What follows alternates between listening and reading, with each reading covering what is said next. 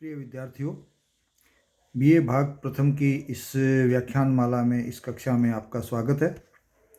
आज हम मंत्र कहानी का सारांश, उसके कुछ पात्रों पर चर्चा और इसका उद्देश्य क्या है उसकी तरफ अपना ध्यान केंद्रित करेंगे। सबसे पहले इस कहानी का सारांश मैं आपको बताना चाहूँगा कि ये कहानी एक ऐसे शहर की कहानी है कि जहाँ एक बूढ़ा परिवार बसता है, और लोग तो हैं ही जो इस कहानी में है पात्र, जिसे हम कहते हैं झाड़ फूंक करने वाला। दूसरे एक डॉक्टर का परिवार है जो डॉक्टर चड्ढा के नाम से प्रसिद्ध है। फिर उनका एक पुत्र है और पुत्र का नाम जो है वो जो है यहाँ हमारे सामने इस कहानी में आगे हम चर्चा करेंगे तो आ जाएगा। और उस पुत्र की एक मित्र, महिला मित्र दोस्त है मृणालिनी। वो कैलाश, डॉक्टर चड्ढा के बेटे को कैलाश के नाम से भी बुलाती है। और हमने चर्चा की कि एक बुजुर्ग जो झाड़ फूंक करने वाला है, सांपों का जहर इत्यादि उतारने वाला है, वो भी इस कहानी का एक पात्र है। साथ साथ उसकी एक परिवार में उसकी बूढ़ी पत्नी है और उसके साथ उसका एक 6-7 साल 8 साल का बच्चा भी है। अब कहानी शुरू होती है डॉक्टर चड्ढा के घर के यहाँ से, जहाँ शायद क्लिनिक भी उसके साथ ही है। डॉक्टर चड्ढा तैयार हो रहे हैं और तैयार होकर के क्लब जाना चाहते हैं जहाँ की वो अक्सर खेलने जाते हैं।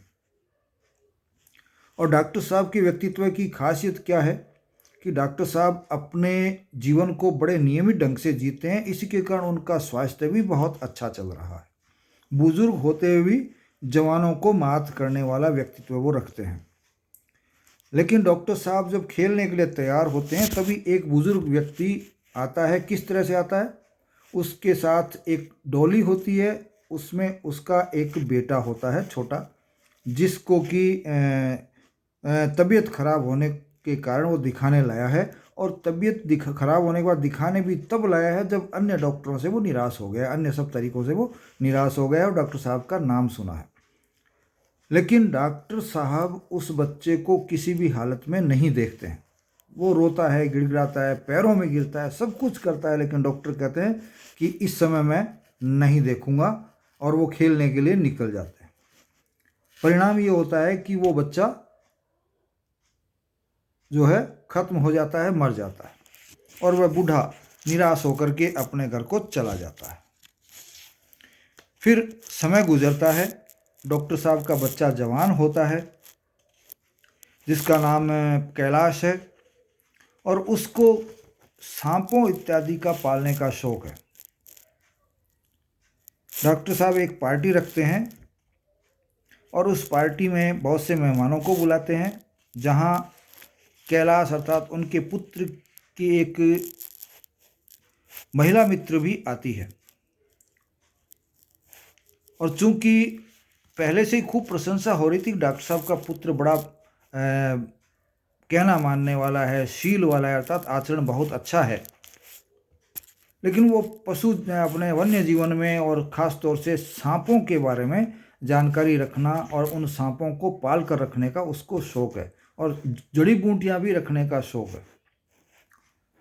तो अब ये बात जब होती है, पार्टी जब होती है, तो मृणालिनी कहती है कि आप कहते रहते हो, किसको कहती है? कैलाश को, जो कि डॉक्टर का पुत्र है, कि आप बार बार सांपों के बारे में बताते रहते हो, लेकिन जब भी मैं कहती हूँ कि दिखा करके उनके कुछ करतब दिखाइए।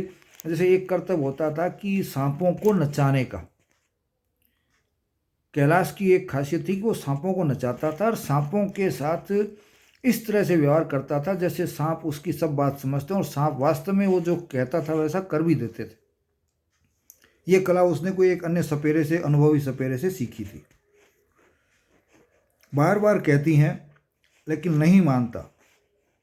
लेकिन पार्टी में आए अन्य लोग मृणालिनी को छेड़ते हैं, उसको ऊपर चढ़ाते हैं कि और कोई समय होता तो कैलाश जो है दिखा देता, लेकिन तुम तो बिल्कुल सीधी सादी हो, इसलिए तुम्हारी बात को टाल देता है और मानता नहीं है। तुम कहती हो ये अपना है।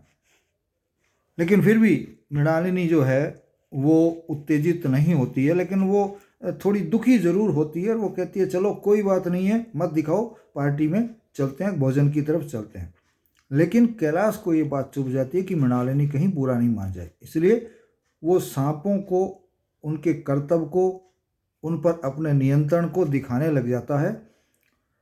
और उस दिखाने के दौरान में लोग उस पर आरोप लगाते हैं कि इतने निर्भय होकर के सिर्फ इसलिए कर पाता है कि दांत उसने सांपों के तोड़ दिए होंगे, जो विष के दंत होते हैं या विषदंत होते हैं, उसको तोड़ करके हमको दिखाता है। और सांप होता है खतरनाक, जहरीला। तो कैलाश को जो है बुरा लगता है और वो कहता है कि आप दांत देख लीजिए, मैं कभी दांत तोड़ करके सांपों को नहीं रखता हूँ, वो तो अन्याय होगा, उनकी प्रकृति के साथ अन्याय होता है, इसलिए मैं नहीं करता। और फिर दांत दिखाने के लिए सांप को गर्दन से पकड़ता है, लेकिन सांप का मूड उस समय खराब होता है।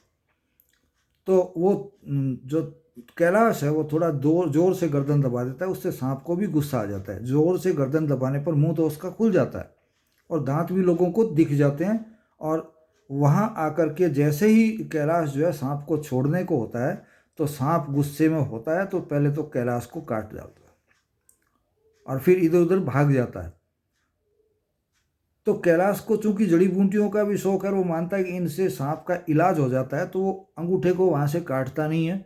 डॉक्टर साहब कहते हैं कि काट देने से खून निकल जाएगा तो कुछ फर्क पड़ जाएगा, ऊपर से बांध दिया जाएगा, लेकिन ऐसा नहीं करते। और वो बच्चा जो है कैलाश जो कहता है नहीं, जड़ी बूटियों का प्रभाव हो जाएगा। और अपने तरफ ध्यान देने की बजाय जो सांप इधर उधर हो गया है, छिप गया है, उसको निकाल करके अपनी जगह पे बंद करने की कोशिश करते हैं। लेकिन कुछ ही देर बाद जहर का असर उस पर दिखाई देने लग जाता है और एक स्थिति ऐसी आती है कि जहर का असर काफ़ी हो जाता है और तरह तरह के उपाय करने पर भी उसकी स्थिति बद से बदतर होती जाती है। और एक स्थिति ऐसी आती है कि ऐसा लगने लगा था कि वो मर ही जाएगा। तो वहाँ खड़े लोग भी निराश हो गए थे। कुछ ने कहा कि किसी झाड़ फूंक वाले को बुला लो, तो उसकी स्थिति को देख करके सब झाड़ फूंक वालों ने मना कर दिया।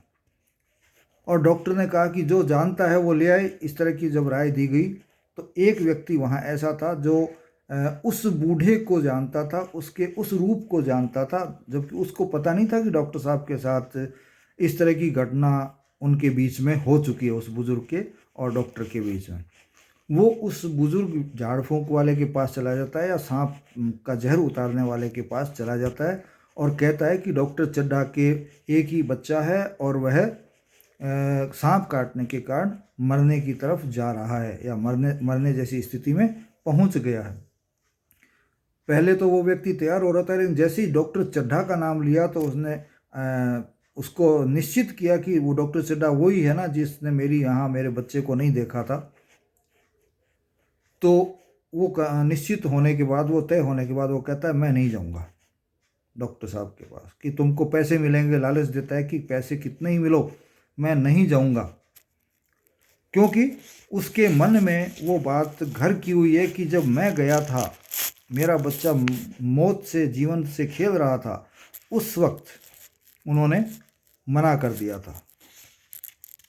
और उसको कहा कि अब उस मन में उसने सोचा कि अब डॉक्टर को पता लगेगा कि बच्चे की, बेटे की जो कष्ट की स्थिति है या बेटे की मृत्यु जो है वो कितनी कष्टदायी होती है, या अपने पुत्र को कष्ट में देखकर माँ बाप को कितना दुख होता है।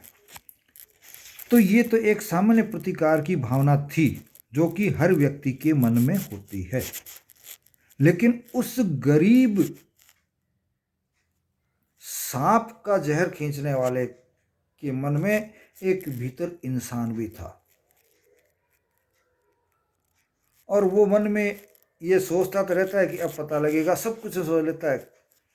लेकिन बीच बीच में कहीं मन में ये भी आता है कि एक बच्चा मर रहा है, उसने क्या किया है, गड़बड़ी डॉक्टर ने की है, उस बच्चे ने क्या किया है, उसके जीवन को खतरे में क्यों डाला जाए। तो वो रात को जब मियाँ बीबी आग वगैरह तप के खाना वाना खा के और सोने चले जाते हैं तो वो सो नहीं पाता और घूमता है, बार बार उठ के जाता है। बुढ़िया पूछती है उसकी पत्नी कि क्या हुआ, क्योंकि बेटा तो उनका मर चुका होता है उस समय तक, बूढ़े बूढ़ी का। क्या नहीं, मैं तो यूं ही पता लगा रहा हूँ कि कितना समय हो गया होगा रात का। लेकिन बुढ़िया समझ जाती है कि इसके मन में बेचैनी क्या है। जब एक बार गेट की तरफ जाता है, खोलता है कुंडा, तो बुढ़िया जाके कहती है कहाँ जा रहे हो। कि बाहर जाके देख रहा हूँ कि समय कितना हो गया होगा। वो कहती है अभी रात बहुत पड़ी है, सो जाओ। लेकिन बुढ़िया समझ जाती है कि इसके मन में डॉक्टर के बच्चे के लिए भावनाएं जागृत हो गई है कि उसका इलाज किया जाए। तो बूढ़ा थोड़ी देर इंतजार करता है, विचार करता है कि नहीं, मेरे को जाना चाहिए, उस बच्चे की जान बचानी चाहिए, डॉक्टर ने चाहे कुछ भी किया हो। फिर ये सोच करके अपने आप को तय किया। बार बार प्रतिकार सामने आ जाता है, प्रतिशोध सामने आ जाता है, लेकिन अंत में ये सोच करके जाने का तय कर लिया कि डॉक्टर को तड़फते हुए तो देखूं, मैं तड़फाता तो मैं तड़फते हुए देखूं कि बेटे के दुख में कितना दुख पा रहा है, कितना तड़फ रहा है। और वहाँ से निकलना चाहता है तो बुढ़िया जानबूझकर पता लगने के बाद भी उसको नहीं टोकती है और वो निकल पड़ता है। बाहर चौकीदार मिलता है तो चौकीदार को भी वैसा ही झूठा मूठा जवाब दे देता है कि भाई रात का पता करने के लिए आया था, मैं तो बाहर निकला हूँ, थोड़ा सा घूम के वापस चला जाऊँगा। इस खराब स्थिति में बुजुर्ग अवस्था में वो चलता हुआ जाता है और एक समय ऐसा आता है जब घर के पास पहुंचकर वो दौड़ने की स्थिति में जाता है, थक जाता है बुरी तरह से। लेकिन थकता है, बुरी तरह से थक जाता है, उसी समय डॉक्टर का घर आ जाता है, अर्थात वो घर पर पहुंच जाता है।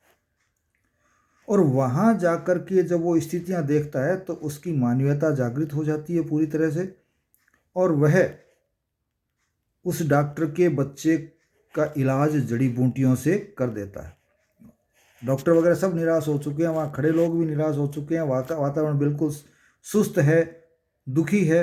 लेकिन वो नाड़ी देखता है, डॉक्टर साहब से पहले पूछता है कि क्या क्या स्थिति है, कि अब तो लगभग जो होना था हो गया, कोई संभावनाएं हमको तो दिखती नहीं है।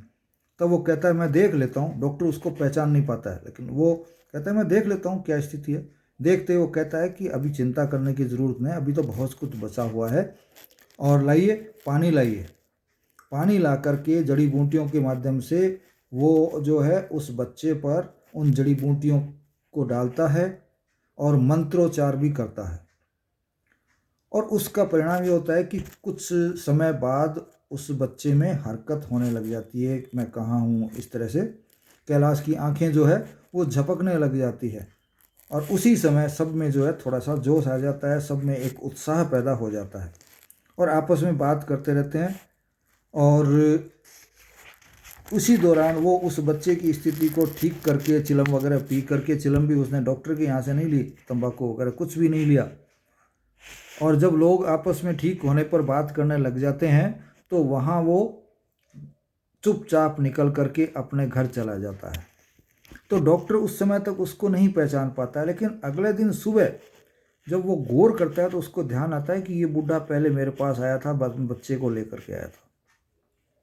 और ऐसा बूढ़ा जो देने पर भी न उसने पैसे लिए, न कोई उसके बदले में कुछ लिया, और बिना किसी स्वार्थ के बच्चे को ठीक करके चला गया। तब डॉक्टर के दिमाग में ये बूढ़ा पहले आया था और इस तरह की बात हुई थी, और उसके बावजूद इसने मेरे बच्चे को ठीक किया। तो उसकी उस इंसानियत से, उस अच्छे स्वभाव से डॉक्टर भी बहुत अधिक वापस प्रभावित हुआ, और कि वक्त आने पर मैं उससे मिलूँगा। हालांकि वो मेरे से लेगा कुछ नहीं, लेकिन मैं एक चीज़ अपने पश्चाताप के रूप में उसको दे सकता हूँ कि अब से यदि कोई मरीज़ मेरे पास आता है, कोई इस तरह का कठिन परिस्थितियों में फंसा हुआ कोई व्यक्ति मेरे पास आता है, तो मैं उसका इलाज ज़रूर करूँगा, चाहे किसी स्थिति में हो। तो उसके मन में भी एक मानवीयता जागृत हो जाती है। उस बुजुर्ग में तो मानवीयता थी ही,